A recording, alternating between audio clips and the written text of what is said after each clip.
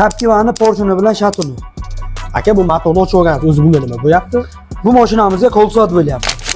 O'rtoqlar, yaqinlashtiramiz, qarang.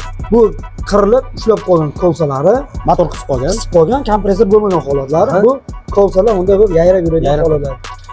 Bu bo'lishiga sabab odamning o'zini ayb bo'ladi. Kelin shunga 3 ta ma'lumot bering, shu motorni dushmani nima? 3 ta tushuntirib bersangiz. Birinchi asosiy bo'ladigan benzin bo'ladi. Benzin. Chirillagan holatda ko'proq shu holatlarga keladi. Aha, ikkinchi sabab. Ikkinchi sababini yaqinlashtiramiz, mo'y bo'ladi. Ko'pincha odamlar shipga charg'aydi mana. Birinchisiga turadi, zo'r deydi, yoki ikkinchisida bir 5-sig'ida turish kerak bo'ladi. Tushirish kerak. Aha, uchinchi sababi-chi? Uchinchisi eng murakkabrog'i anfrista bo'ladi. Ha, temperatura gradusniki yaxshi ushlab turilsa, holatlar zo'r ishlaydi.